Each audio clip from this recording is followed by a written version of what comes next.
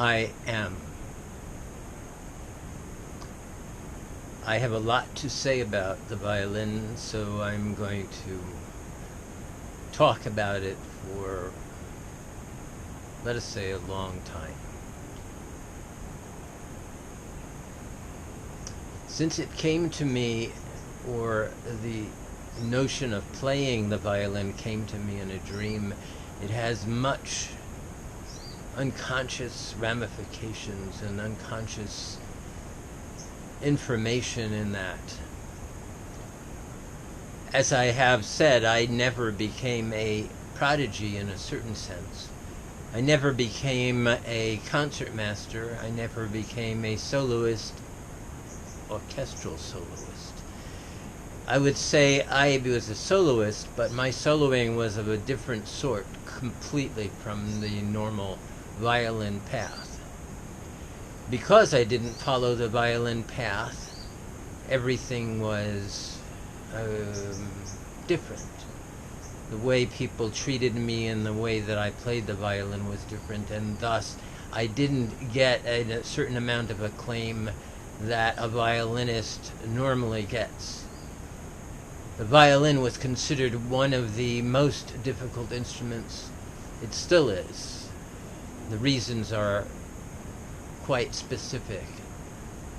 One of the most important reasons, and one of the reasons it is such a special instrument, is it does not have frets like a guitar. In fact, I think it's the only instrument of all instruments that doesn't have frets, doesn't have some sort of code to show you where the notes are. The process of learning to play the violin means you have to learn and have the feel of the violin. Of course, a lot of the violinists in the orchestra are technicians. They have learned patterns, and their patterns of placing their hand on the violin are very specific. So they learn the pattern, and they're very good at learning patterns, and thus they play the violin in a pattern way. For myself, I never played it as a pattern, and that was because Harry didn't allow me to use a shoulder rest. Therefore, I never got into pattern playing, and thus I was not as proficient as an orchestral player as others. However, because I didn't use a shoulder rest, because I was so fluid in my holding of the violin, I then used the violin as a feeling expression, I feel this way, and thus I can play this to represent that feeling. I would say that there are very few violinists who play that way. Most of the violinists who play that way are not European and not American, not European-based violinists, because the method of teaching the violin usually is pattern-based. So, my early studies caused me to use the violin completely differently, and that fluidity enabled me, when it came time, it enabled me to move and play. Because when I moved, I didn't break up those patterns that I learned, because there were no patterns to learn. I was playing whatever I was feeling. Therefore, as I danced, I could play whatever it is that I felt. That is really important. It also led to me playing the violin in a way that was different from others. It was much more of a tribal expression rather than a classical expression.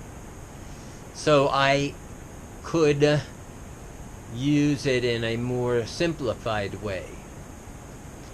I would say that if I valued this playing in comparison with the European method, that it is in the orchestra considered to be not as virtuosic. The violin is a instrument, a musical instrument of major ego because of this patterning. People who learn to pattern become extremely egotistical about their ability to play. When one is in an orchestra, and I have been in an orchestra many times, I didn't become a professional orchestral player, but to learn the violin, you have to be in an orchestra. So I've been in an orchestra many times, and the whole social environment around playing the violin is to show off a pattern. I remember people showing off patterns of downbow spiccato, or doing this certain thing so quickly that you couldn't even see their hands. You can't think that way, you can't hear that way, so what are you doing? Does it have any purpose whatsoever but to show off? No, it has no purpose but to show off.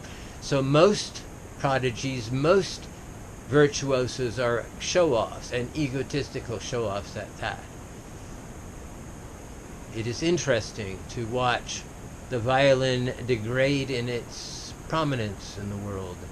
The guitar has so taken over that the violin almost is not considered anything that is worthwhile to the modern person. Most of the kids are so based on guitar playing. All the bands, they played guitar because it was an easy instrument to learn. All of them are guitar based. There are rare violin based bands. Mine was a violin based band, but there are few who are around, but they never ever hit the apex of fame the way, and social fame the way guitar bands did. And I say quite clearly that the reason that happened is because the guitar is easier. It's an easy instrument to learn.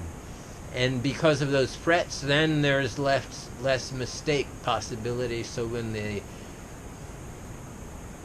playing in front of people, there is not the stress of whether one makes the note or not, because the note is right there. It's shown to you in the frets.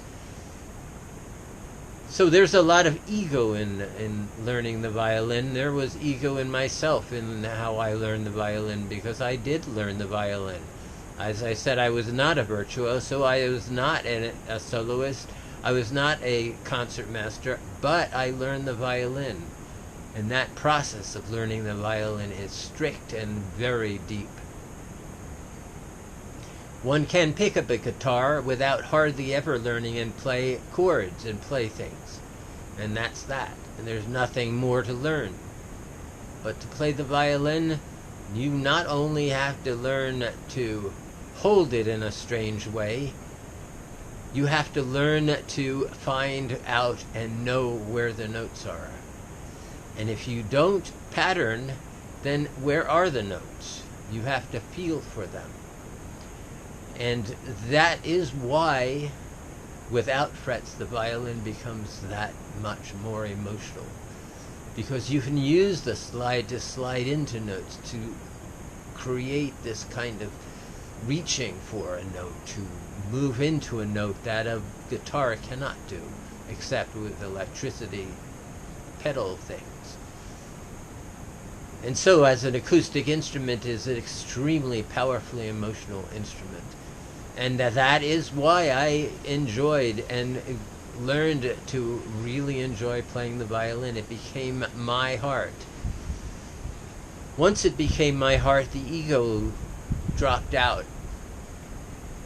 Not always fully. The ego always is there because we're alive, and the ego is always trying to keep us to stay alive. When one has gotten to a neutral place in life, which I feel I'm very close to, I won't claim to that, but I will say that I'm close to that, then the ego is not as present. One can be more fluid, and thus the violin also, if one pulls out of the ego of the violin playing, can be more fluid, and that fluidity can make for extremely emotional expression with the violin. More emotional expression than just about any other instrument, except in the family of violin and strings. You have basses, cellos, violas. They all are based on that same thing, but the violin is the soprano, and the soprano is the high end of a performance. You hear it better, therefore it is the place where all the melodies are located. In order for the cello to be the melodic instrument, one has to pull out a certain amount of sound in order for the cello to be fully heard. So in a piece like Dvorak's Cello Concerto, it is that much more extraordinary that it is so beautiful and so melodic, because the cello is so tenor. And all of those beautiful tenor and baritone pieces that I love, they hold that place below the alto and the soprano voices. The alto being the viola and the soprano being the violin. So when I started playing in Bart, when I moved from trying to audition for symphonies and failing, trying to participate in the classical world when I was unequipped to, I found that that was my path, because I was a composer, first of all. And to compose and play the violin and have that opportunity to explore that was what Bart in San Francisco was all about. As I grew and learned to express myself even more openly and honestly in public, it made me even more emotional and more deeply feeling. And to have an emotional instrument at my beck and call, to have it so connected, the strings so connected to my heart, enabled me to channel the rage that I felt from my youth, from my childhood, from my birthing, let's say. Because right after birthing, it was an immediate knowledge that this world was hell, and that I needed to find a way to make my way. I didn't find it early on. I couldn't. I didn't have mastery of the violin yet. I didn't even know what I was using. It wasn't useful to me in my 20s. It wasn't doing anything except practicing Tchaikovsky and practicing these patterns in Tchaikovsky or Brahms or Wagner or any of the atonal performers where patterning was the only thing you had. There's no feeling there, so how can you play it? Until I was in Bart in San Francisco, underground, playing for commuters. At first I started with the patterning of Bach Violin Concerto, with Mozart, with Fauré, with Thais, with some of the less frequented classical pieces. But once I was starting to my improv, once I was starting to move into the feeling phase of using the violin, it became the most channeling instrument for my heart. And doing so in public enabled me to become even more open with my rage, even more open with my pain, even more open with my love, so that as I expanded my feeling, the violin became even more fluid for me. There was no speed demon for me to play the violin. I didn't need to be speed demon. I didn't need to play notes 1,000 miles per minute so nobody even could hear it. All they heard was a blur. I didn't need to do any of that. All I needed to do was express what I felt. And that was the best thing about playing the violin. The best thing. And it became my companion. The shape is so much a companion, it's so much a figure, a being. It has a head, a scroll, it has a neck, it has a body. Out of this body comes the F-hole sound, and it has strings which are very much like the nerve endings that are my body. And so when I could bow them, when I could pluck them, I could so easily entrain them to feel what and to express what I was feeling. What a wonderful thing when I truly got that. I can remember, too, when I really understood that truth, when I really understood the notion of chaos and settling into a single note. I stood in front of my mother and I said, "Mom, look what I can do." And I played Happy Birthday in a way that she had never heard before. She couldn't even believe I was doing that. It didn't impress her, of course, because I was not doing a classical thing. Maybe it even horrified her. Here I was playing Happy Birthday in a way that was so, in a sense, discordant and weird and strange.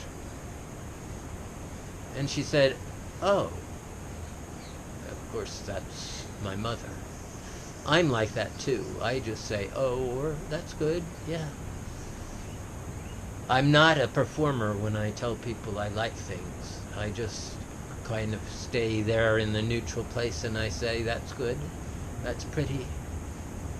Other people will put on a show. Wow, yeah, well, that's so great. Oh, well, you're the angel of heaven coming down and doing this. But I don't do that. So what does that mean, all of this? It just means that I love playing the violin.